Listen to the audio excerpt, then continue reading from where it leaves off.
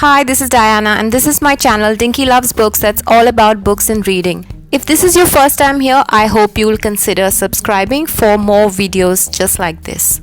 I recently read a book about learning and reading faster, about speed reading and how to retain most of what we learn or we read, and I found it a very interesting topic. It's by one of the most renowned experts in this field. Yes, his name is Jim Kwik, and this is the book Limitless by him. I'm going to do a review of that book in this video, so please stick around. This book, Limitless, will teach you to harness the power of your brain to learn new things, to read faster and remember more of what you read, and will also help you to study more effectively. There are tons of exercises for you to do throughout the book that will help you to sharpen your mind, and also many anecdotes that are proof that all these strategies work. The book is divided into 4 parts that tackle limiting beliefs, mindset, motivation and methods, and tons of other resources to help you out. So let's get right into the content of the book. In part 1, chapter 1, called Becoming Limitless, he talks about how he came to be known as the boy with the broken brain because of an accident he had as a child which severely impaired his learning abilities from then onwards. A chance meeting with his friend's father led him to devoting all his time to learning and reading until some years later when he had another accident and sustained another head injury. When he came out of the hospital, he devoted all his time to studying subjects that teach us how to learn and how the brain actually works. This led him to developing a reliable and proven set of practical methods to enhance learning, and a lot of these are contained in this book. This is the Limitless model that has been developed by him, and it would take me a very long time to explain it in detail, all the aspects of this model. So I'll just mention that this model deals with limits in your mindset, your motivation and your methods. That is your what, your why and your how. And he also talks about how to change these limiting beliefs. In chapter 2, titled Why This Matters Now, he talks about how due to our growing reliance on technology, we are ailed by overload, distraction, forgetfulness, and default thinking, which he calls digital deluge, digital distraction, digital dementia, and digital deduction. And in further chapters, he talks about how to deal with these enemies of attention. In chapter 3, Your Limitless Brain, the author talks about neuroplasticity or brain plasticity, which means that every time you learn something new, your brain makes new synaptic connections. Each time this happens, your brain actually changes physically to reflect a new level of the mind. He also examines the connection between the gut and the brain and the links between digestion, mood, health, and even the way you think. Chapter 4 is a really important and interesting chapter because it talks about how to read and remember any book. According to research, humans forget 50% of what they learn within an hour and 70% of what we learn within 24 hours. This is because of what scientists call the forgetting curve, which is based on the fact that our natural ability to concentrate wanes between 10 to 40 minutes. To get optimal results, he suggests using the Pomodoro technique, which recommends doing tasks for 25 minutes at a time, followed by a 5-minute break. A simple method he recommends for learning something quickly is the FASTER method, where F stands for forget, that is, forget about everything around you that is distracting you. A stands for ACT, which involves taking notes and doing brain exercises to help you retain information better, instead of treating learning like a spectator sport. S is for state, which talks about putting yourself in a state of excitement, fun, and curiosity to help your brain to absorb and retain what you're learning. T is for teach, which means that to retain something better, try teaching it to someone else. That way, you actually learn it twice. E is for enter. This suggests that you schedule a time for reading and learning into your calendar. When you enter it into your calendar, you're more likely to do it. R stands for review. The best way to recall information is to review it at regular intervals before beginning a new session. Part 2 of the book is Limitless Mindset, the What. Chapter 5 talks about the spell of belief systems. In this chapter, he talks about how each one of us is a genius, but limiting beliefs hold us back from believing that about ourselves. Each one is one of the following types of genius. A dynamo genius is a person who expresses their genius through creativity and ideas. For example, Shakespeare and Galileo. A blaze genius is a person whose genius becomes clear through their interaction with others. Oprah Winfrey and Malala Yousafzai are two examples of this kind of genius.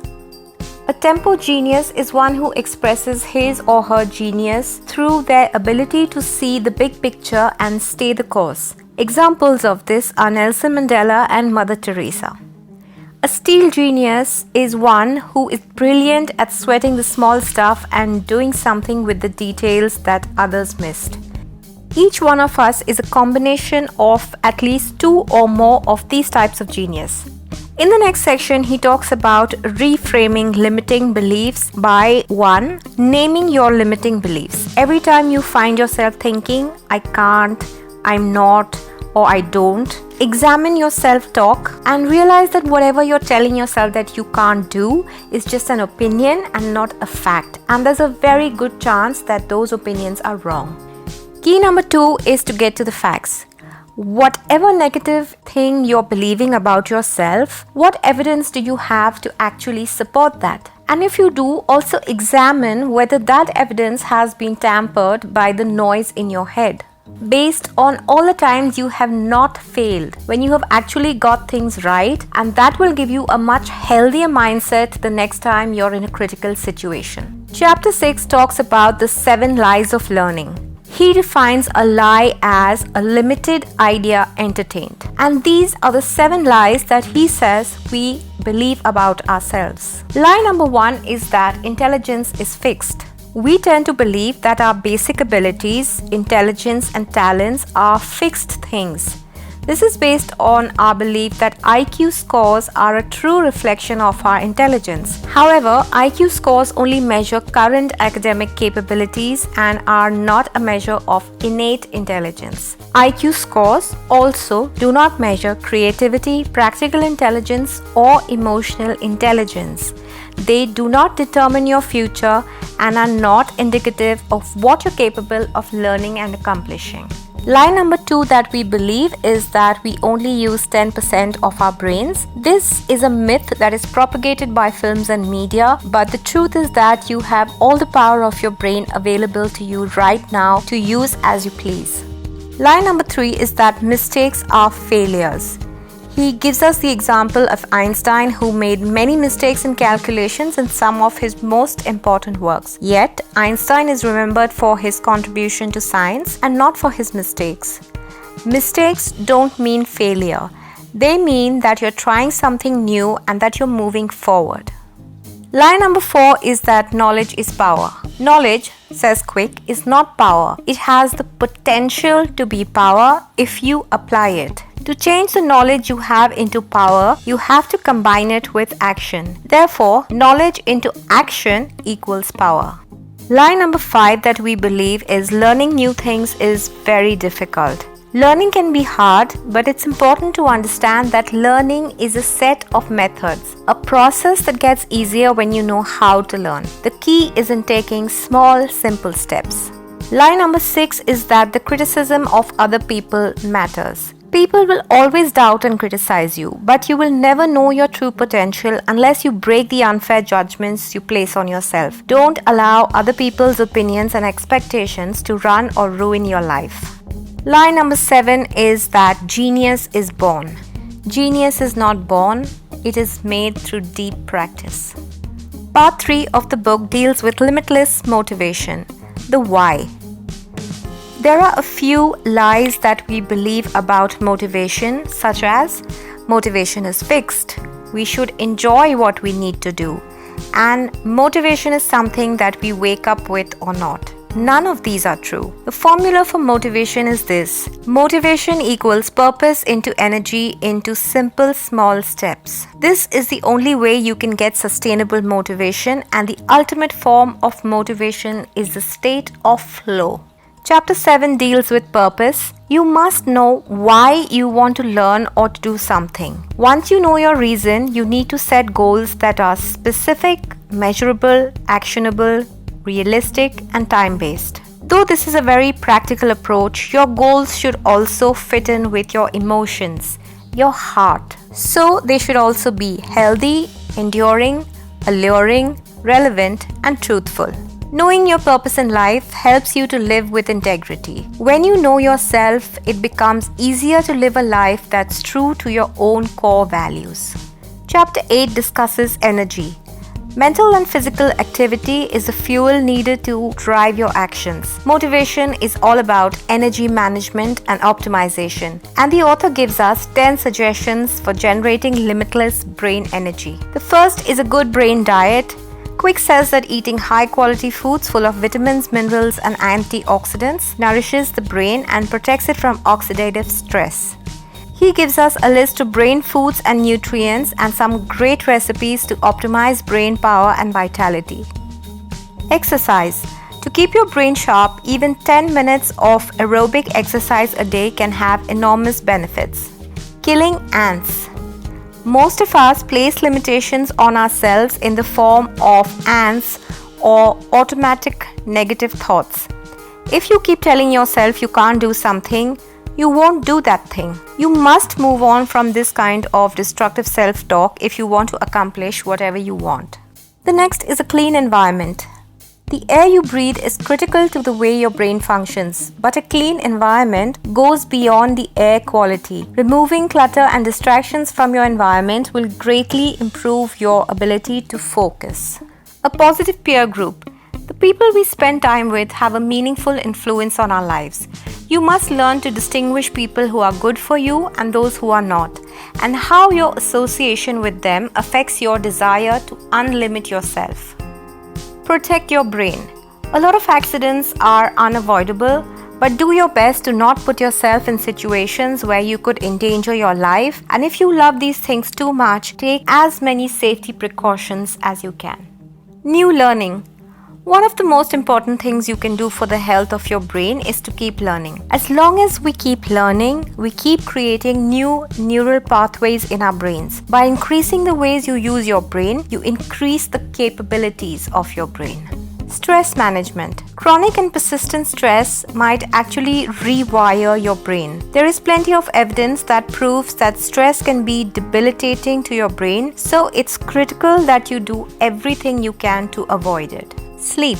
Quality sleep is as essential as food and water. It is important to a number of brain functions, and lack of sleep has been tied to a host of mental and physical disorders. That's why you need to ensure that you get a good night's sleep.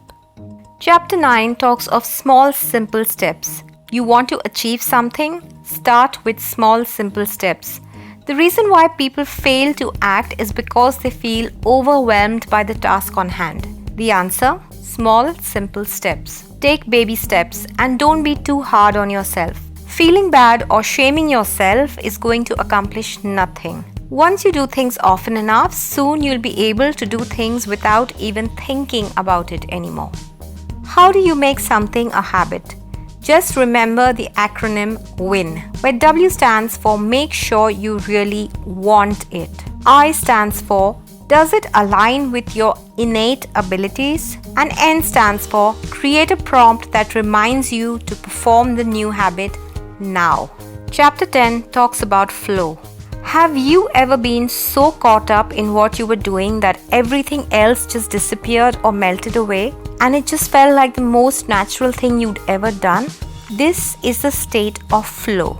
Being in the state of flow dramatically boosts your productivity. The 4 stages of flow have been identified as follows. Stage 1 is struggle. This is when you're digging deep to access whatever it is that you need to reach the flow state. Stage 2 is relaxation. This is the break you take before fully diving into flow. Stage 3 is flow, where you're doing your absolute best work and it almost seems to be happening automatically. Stage 4 is consolidation, the final stage where you pull everything you have accomplished together and you start coming down from your high. But how do you achieve flow? The way to achieve this super productive state is to first eliminate all distractions. Put a block of time aside to get into flow. Do something that matters to you a great deal, something that you love. Set clear goals about what you're going to accomplish in the time you have set aside. Lastly, challenge yourself a little, just enough to take you out of your comfort zone, else you might end up feeling bored and distracted. Be careful of some of the enemies of flow. These are multitasking, stress, fear of failure, and lack of conviction. Part 4 is Limitless Methods, the How. Chapter 11 deals with focus. To achieve focus, it's necessary to have a calm mind. You can achieve this by deep breathing, doing something that has been causing you stress, and scheduling time for distractions. Chapter 12 deals with the topic of study. Psychologists have noted that there are 4 levels of competence or learning. So let's take an example here.